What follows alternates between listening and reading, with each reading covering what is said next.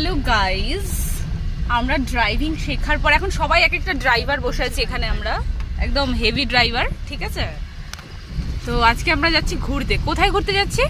কোথায় যাচ্ছি? এমনি বেরিয়েছি, হ্যাঁ চা খেতে বেরিয়েছি আমরা গাড়ি নিয়ে, ঠিক আছে। আমরা গাড়ি নিয়ে বেরিয়েছি, জাস্ট চা খেতে যাচ্ছি। এবার দেখি কোথায় যেখানে মন চাইবে সেখানেই আমরা চা খেতে চলে যাব। তো আমরা বেরিয়ে পড়েছি।